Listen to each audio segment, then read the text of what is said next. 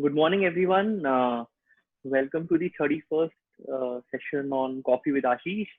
And this is a first for us. We're doing it on a morning. So we're going to have our morning coffee this time, unlike in the evenings in our previous sessions.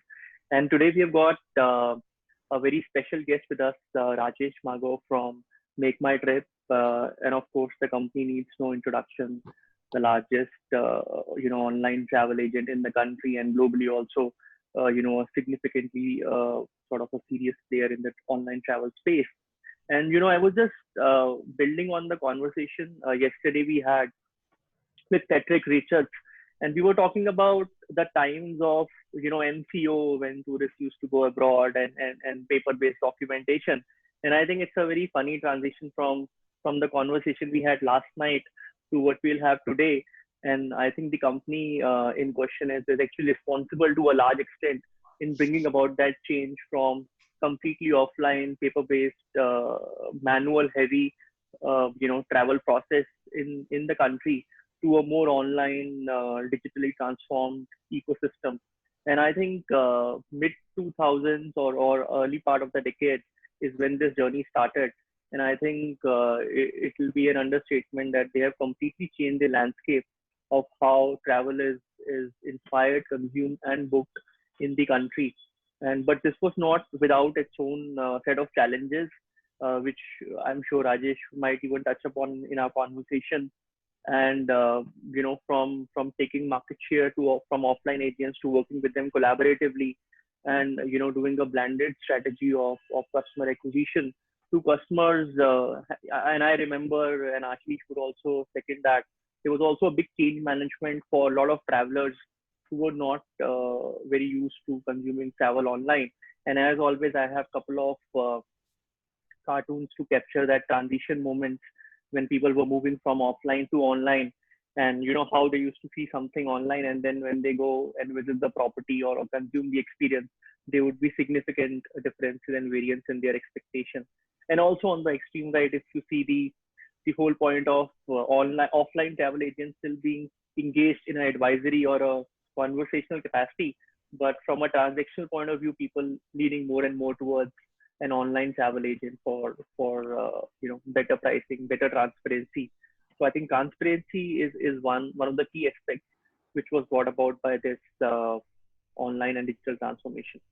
So and this company Make My Trip, today we have Rajesh Magow, who's the co-founder and group CEO of Make My Trip Limited.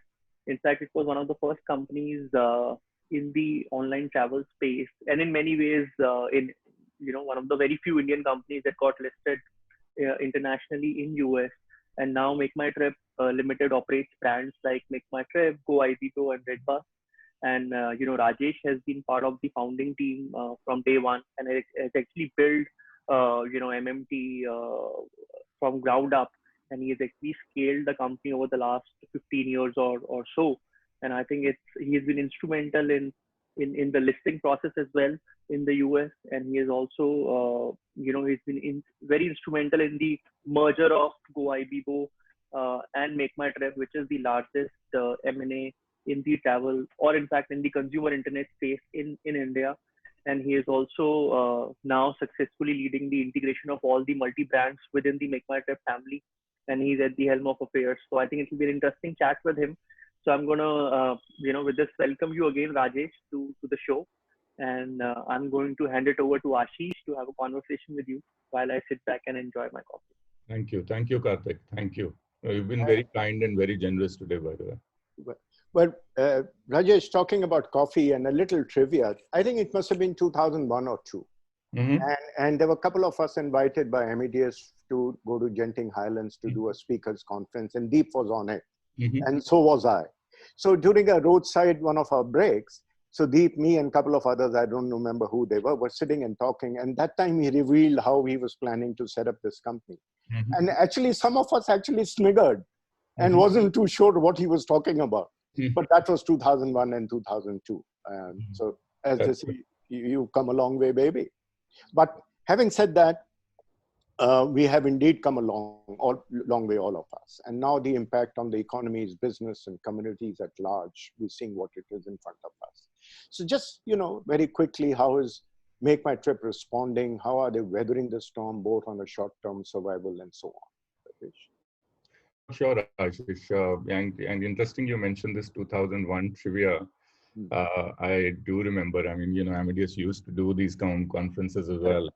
And yes, we were actually at that point in time. I'm not surprised that you would be wondering that, what we might be talking about at that point in time, because, we were well ahead. In fact, we ourselves realized that we were, maybe pre-sunrise at that point in time, specific to India, while the world had already seen this kind of a model. So, and that was the reason why the second avatar of Make My Trip actually started in more September 2006, when India opened up more. So 2000 to 2005, 6 were really, really challenging times. But anyway, that's, I guess, history. And, talking about challenges, now when I look back, some of those challenges look pretty small in front of the current challenge that we have in front of us. And we are well into now what, about 4 months. In fact, day before yesterday, we were just chatting within our leadership team group. It turned out that it was actually exactly 4 months that we had been operating from home, which is, you talk about new normal, which has, and who would have thought that the entire team, the whole office would be operating from home for so many months together. Yes. And maybe more, right? So, so that's a massive change.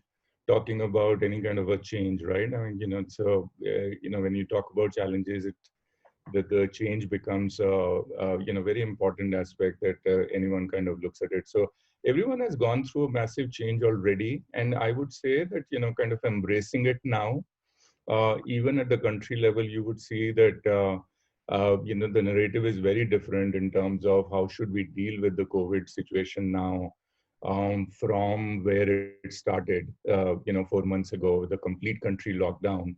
And now, a lot more conversation is around how do we make sure that we take all the precautions and we embrace it and we live with it, rather than just thinking that just shutting the whole economy.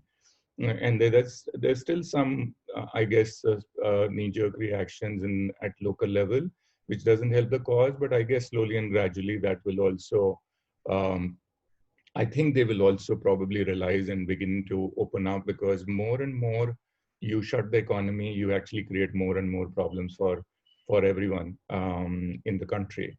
So from our point of view, again, the challenge was non-trivial, like I said, and what we've been doing it in the last 4 months is actually 2 or 3 parallel tracks.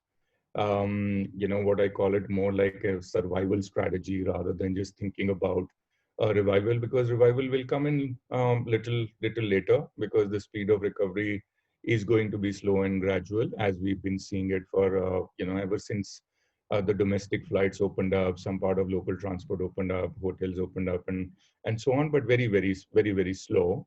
There is some improvement week on week, month on month that you see, but very slow recovery. So what we ended up doing, and I think that was need of the hour, was you have to first manage, given that the revenue has dried up completely. All what you had to do was to just go back to the drawing board, go back to basics, and figure out your overall liquidity position, given the balance sheet position that you have in terms of resources, Right. and what are the cost optimization exercises that you could end up doing. So that's like a massive one track, focus that has been happening on one of the tracks that we've been working on. And I would say that, knock on wood, fingers crossed, but we've been able to, kind of successfully, at least for the last 4 months, optimize our cost to a great extent. Of course, as part of that journey, you end up taking some very harsh, unfortunate decisions as well. But, from our point of view, it has been more strategic rather than just tactical, kind of decisions, if you will. So that has been one, right? You have to do it. You have to survive. You have to manage till the revenue comes back on, and you have to just manage with your own limited resources that you might have from cost optimization and so on. So that has been one. And I think the other very important one, which I'm during the crisis, at least my past experience also tells me is very critical and important, and which is what we've been focusing on, is to make sure that you also think about, one side you're managing the crisis, and then on the second side, you should also think about how do you keep your people engaged to make sure that you actually maybe take the advantage of the lull of the business right now, right? There's hardly any activity that is happening. Um, to focus on some of the projects that you haven't really been able to focus on when there was a lot of action, because we've been going through this overall industry. The overall internet sector has been just going through tremendous amount of growth, and what it does is that it actually not necessarily gives you all the time to continue to keep kind of completing all the critical projects that you would have on hand, which are very important from your business point of view, which is very important from your customer experience standpoint.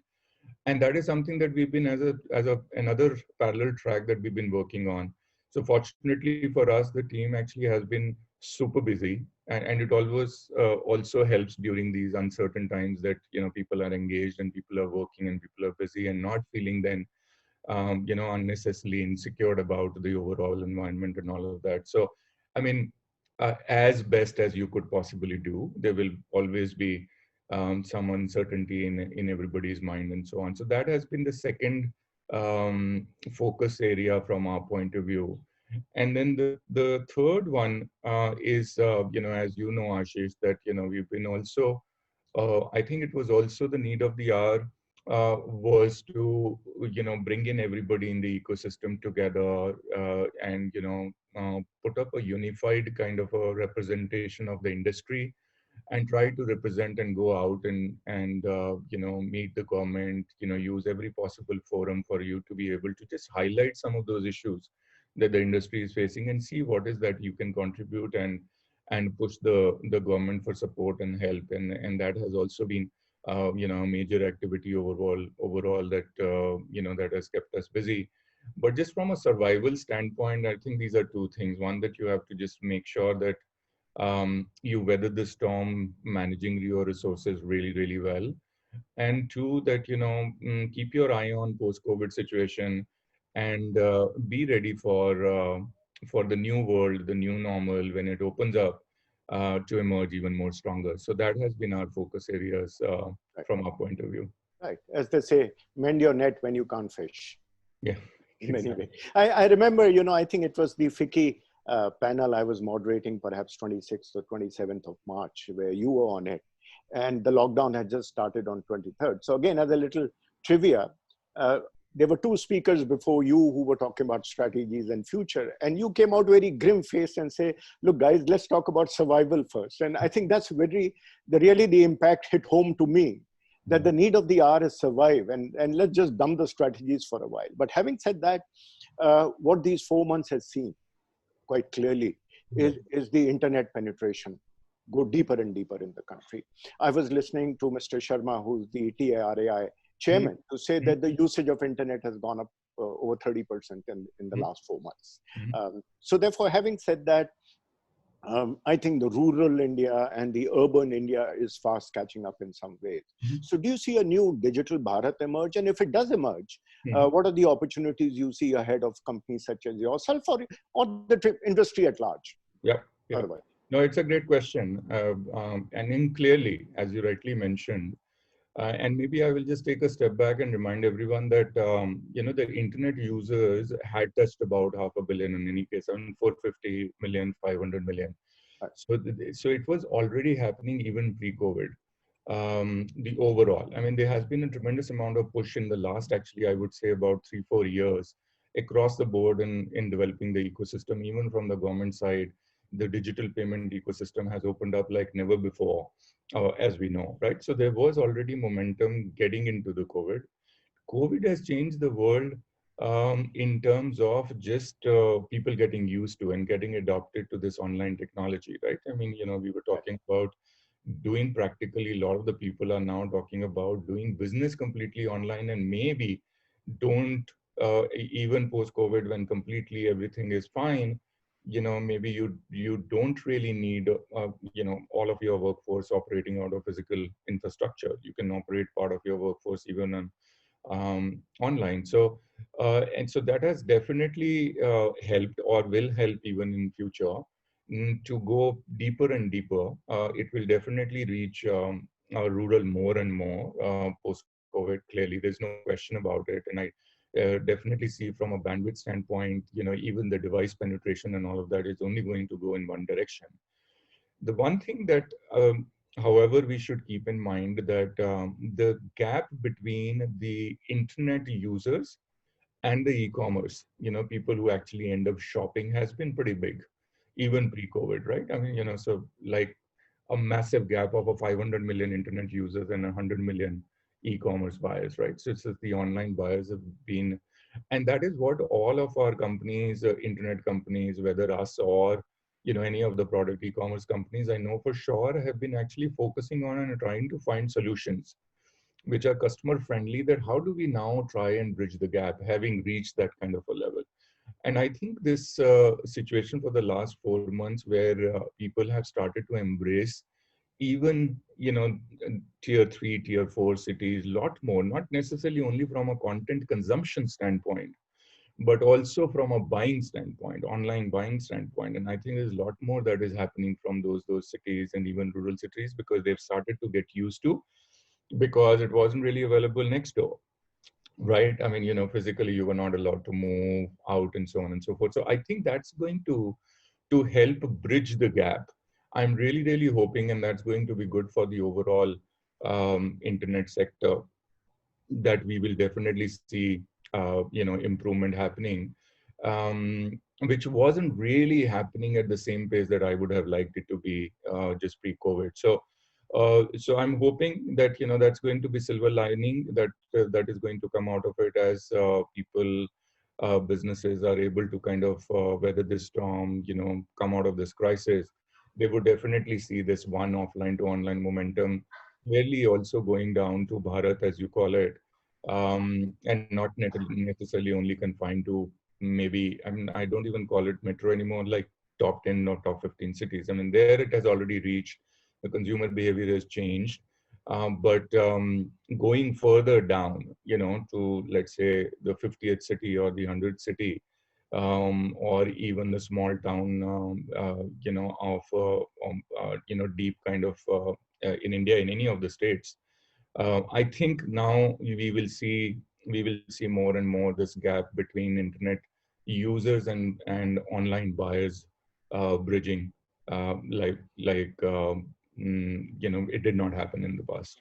Right. So whereas I'll take you up on that, and let's just deep dive into the bottom end of the pyramid. And I mean bottom end of the pyramid in terms of the price chain and the domestic market. Whereas everybody here on panels, etc., have talked about optimism in India's domestic market and so on, which is rightly so. But when I look at IRCTC, for example, and I look at 23 million train travel every day, with only 10% of them being automated through IRCTC. For the rest of the people, they still have, folks have to line up to. Then I was having a chat on Coffee with Ashish with your colleague Prakash Sangwan himself. Mm-hmm. And I was talking to him on interstate buses. Mm-hmm. I said, Prakash, what confronts me is that if you get to the bottom of the pyramid, I like to see the value chain of technology reach the IRCTC's train, Red Pass. And I said, I would like to see IRCTC actually play a role of what a GDS plays for the airline inventory, rather than try and sell air tickets also and do many things what they do. So can you just give an overview on the domestic and how do we connect that dot and that pipeline?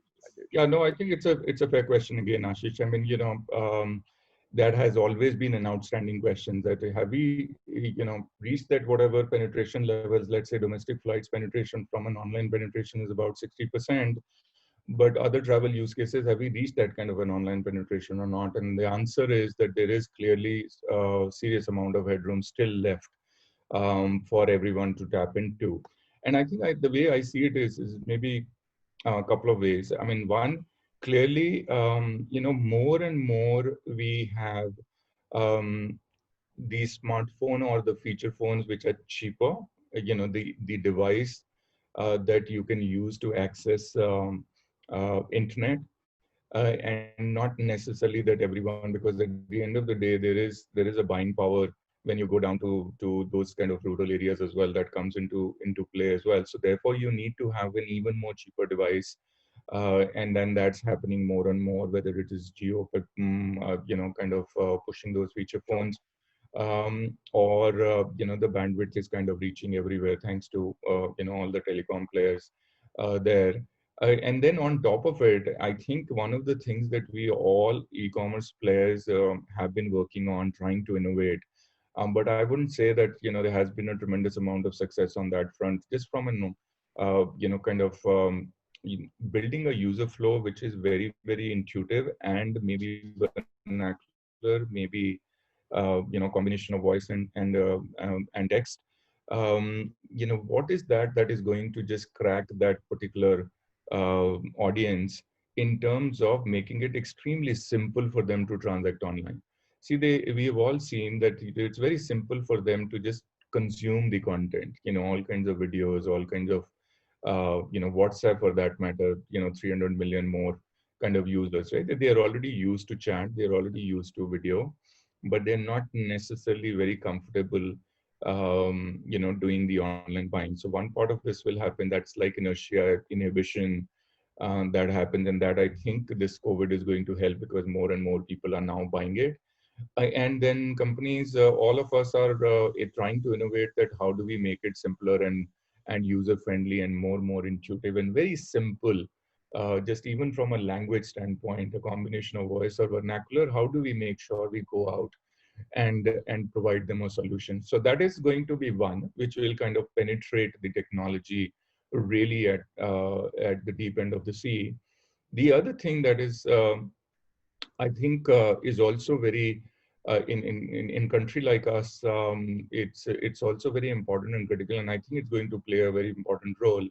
It's uh, it's going to be B2B2C, which is again all the players like us or any of the other e-commerce big players, that they already have the technology, and part of it, for example, in Redbus, we've already done it. We are actually planning to very soon come up with a B2B2C kind of a platform from Make My Trip side as well, where we will provide the access of the technology, in which will have all the content. Interestingly, you mentioned IRCTC playing a role of a GDS. I can't promise for IRCTC because that is controlled by Indian Railways, and then they will decide of what they would want to do. But outside of that, I think all other modes of transport, whether it is bus or cabs, or it is any kind of accommodation, hotels, a smaller little hotel, or any other travel use case, I think it is possible for people like us to try and see that we can have, like even in product commerce, that's happening. People are reaching out to kirana stores and all of that for grocery, providing technology and solving for last mile, if you will.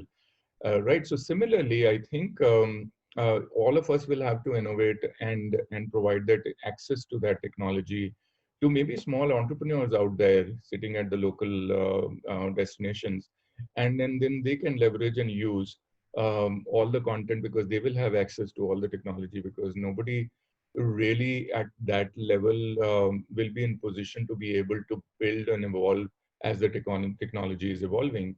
So maybe we'll have to play that role as well, to make that technology available to all of them, and of course, along with it, of all the content also comes along with it. I think these are the two ways that I think that we will be able to just penetrate it more and more. And I'm sure there will be, potentially there could be further innovations that could happen. But as I think at this point in time, these are the two ways that we will be able to just penetrate more and more as we go along. Right. Just to emphasize the point on vernacular India, it's actually been bothering me for personally where I sit for many years, that I see the inbound travel people, including Government of India, Ministry of Tourism, have spent tremendous amount of money making their websites in Spanish and Germans and the international languages just to attract the foreign tourists into the country. But when it comes to poor old, and I use that phrase very regularly, and Karthik always smiles when I do it, Kantaben sitting in Surat has to still struggle with English to be able to read the terms and conditions. So I think somewhere this vernaculizing business, I can't see why India as a country hasn't spread its word more across. So hopefully, Rajesh, with people like you, will push the envelope to make that happen. Absolutely. Yeah, Absolutely. yeah. But and the other thing which has also uh, amazed me in the travel industry over the years is the collaboration versus competition. We sort of fight in the same markets. We fight overseas, maybe for inbound, maybe for outbound, maybe for corporate travel. We sort of throttle each other, and we keep spending, make parallel teams, parallel everything to be able to fight the same customer in the end, right? And people who always, if I may use the word pun intended, use the OTA model as a scapegoat and say, you know, deep discounting and they're eating up customers. I believe that they are eating their own customers themselves. So I've always sort of been a great advocate for collaboration, etc. So in these, and the second part on collaboration is that over the last 5-6 years, we saw a plethora of startups who came in, and they were well funded. They got funded by the VC space, of course. What they would happen now is another matter. But Make My Trip, for example, is a perfect example for me how to collaborate when Go Ibibo and Make My Trip decided to join hands to just cut that money you spend on your marketing, or having funded a huge amount of startups so they mesh in with the ecosystem, right? Mm-hmm. But the point here I'm making, that post-COVID, I think is going to open a different dimensions to collaborations and competition. Mm-hmm. So Rajesh, I mean, your expertise. Sure. No, I think it's a fair observation as well.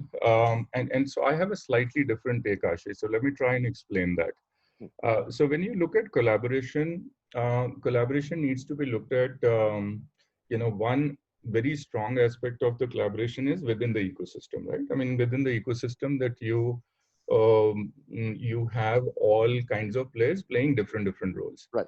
Let's define travel as an ecosystem, right? So you will have actual service providers, whether it is an actual bus operator, or you will have an airline who's driving it, or you will have an hotel service provider, or you will have a host who's kind of hosted his own property, and cabs and all of that. The ultimate service providers is on one side of it, right? And then there is consumer on the other side, and in between there are people like us, many others, who would try to bring the two together, right? In terms of just marketplace in different models. Now, whether it is a traditional aggregator, or it is like a technology powered aggregator, like us, that they will be basically sitting in between, trying to bring the two together and so on. So if you really see, from our point of view, and if you look around you, you will see tremendous amount of collaboration already in play within the ecosystem.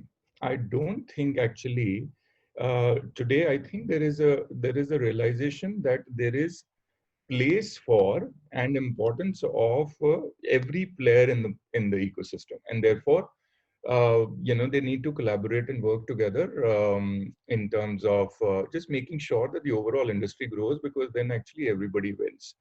So part of that is already there. Now, when we bring in the competition element in it, competition, I actually fundamentally believe it's all market forces, right? So we might have a competition from exactly the same model from 3 or different players, 4 different players, and all of that. And then some part of the competition, to be honest, in a free market is very healthy, and yes, you will see uh, you know, the kind of, I guess, the scenario that the internet sector across the board, including us, witnessed in the last 4 or 5 years.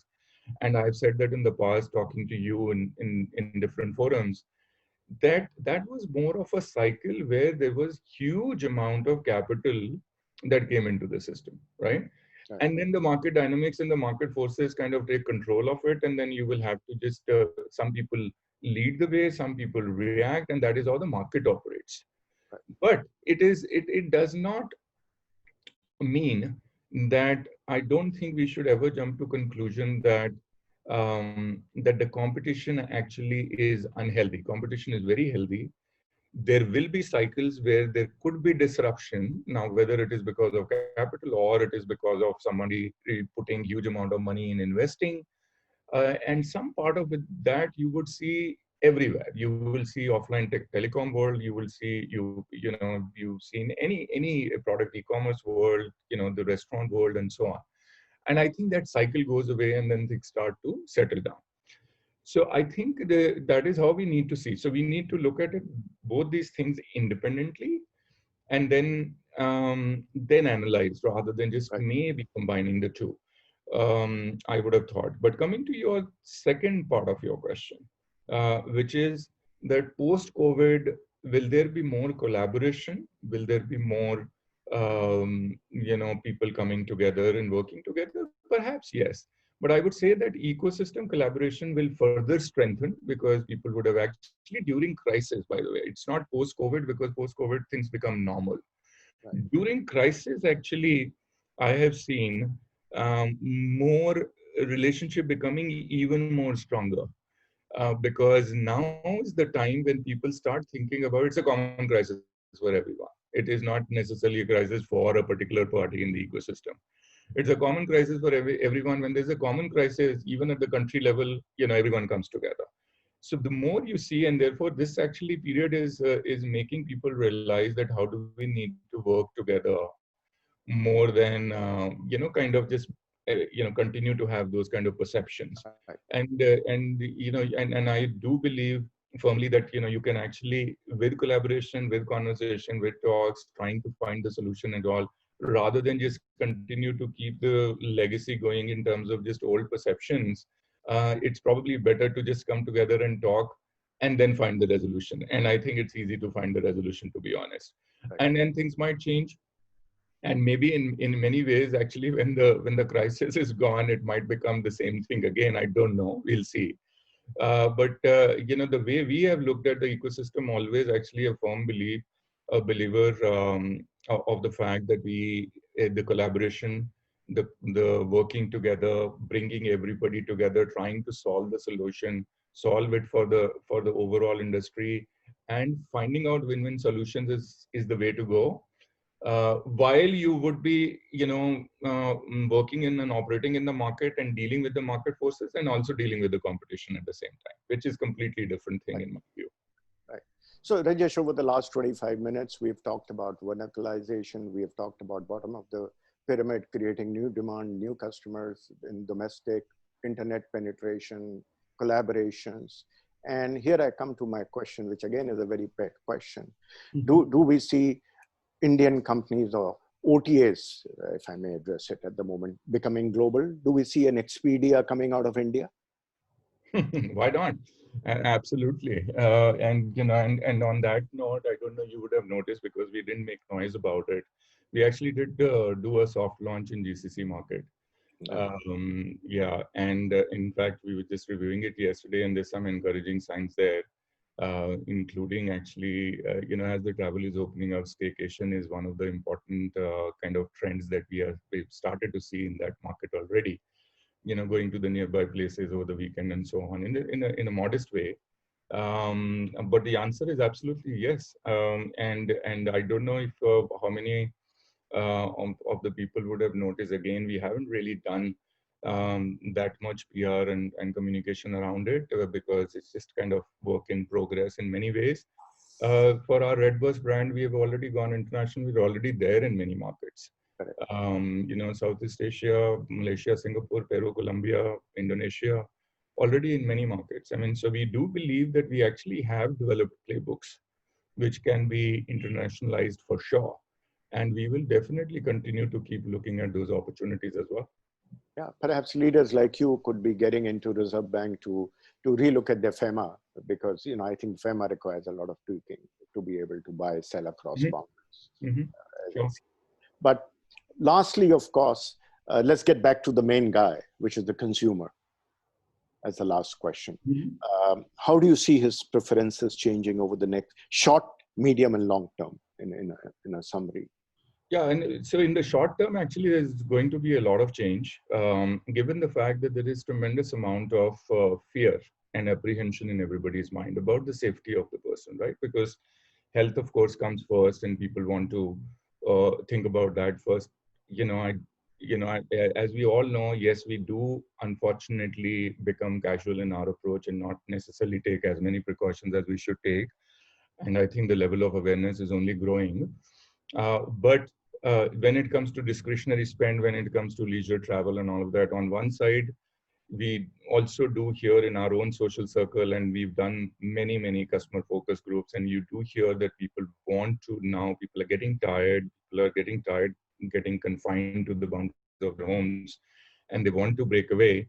But at the same time, there is a large majority of people who still have the fear and the apprehension in their mind, and they would want to probably travel. And that's exactly the trend that we've seen in the past, about 5 weeks now, when some travel has opened up, very modest, about 15-20% of domestic flights that are kind of flying right now. We've seen essential travel largely, but we have seen some early signs of leisure travel coming up as well, and which is largely going to the nearby destination, just making sure that you pick up a secluded place, or you are with the maybe with your friends that that they've all been taking all kinds of precautions, and they haven't really been venturing out. Get together and do some kind of a breakout session, if you will, maybe spend a night or two in a nearby location from your city. And that is something that we started seeing. I mentioned about Dubai that we saw. It was a very encouraging trend. Small numbers, early days, but very encouraging trend where people are actually picking up. And there are great rates, by the way, right now. Great deals available from the hotels. Stands to reason because the occupancy is under tremendous pressure. But people are just picking that up and just going out slowly and gradually. And I think it'll pick up as things improve. The other trend that we've seen is, and then we've been working with our partners to go out and at least put that product out, is the future travel. So there are great deals that are available. So you can actually, you do want to do it, but right now you don't want to travel, but and you want to have flexibility, and you can actually book it, at least do some planning and feel good about it and book it and keep it with you. So they're buying future travel or future stay vouchers, if you will. Mm. Right. So that's the other thing that is happening. That is very encouraging again. And then the third bit is also, just more the inclined towards, as far as leisure travel is concerned, is to maybe, hire a cab or pick up your own car and just go to the nearby destination kind of a thing. So rather than just taking a public transport, just from a leisure use case standpoint. See, essential travel is all happening because see, people have to travel for living. Yeah. Right? And that is happening. And that is actually pretty steady state now at about 20% of the pre-COVID level as far as domestic flights is concerned. And last but not the least, we are trying to see, and we've been working towards that, at least giving suggestions at all the forums to see if we can have help open international travel. So now when you see this Vande Bharat evacuation flights that are now being, expanded in terms of just allowing some more use cases, at least US and US is the one big country, and also UAE to some extent, not necessarily for the residents, but Yeah. also for some of the other use cases, again very small with some restrictions and so on. But I'm sure you would have picked it up, Maldives for instance. Again, I think it's a bold move, and they're saying without testing on both sides you could come in. And I think what we believe is that if there is because there are rapid testing available, so if there is that in that test that is introduced uh, at the time of departure, just prior to the departure, because you get that report very quickly, and maybe at the time of arrival, and that might actually help address the concern in consumers' mind. But let's see. Maldives seems to be welcoming everyone. I know Thailand is also getting ready because they are also opening up, at least in that destination, even Singapore to an extent.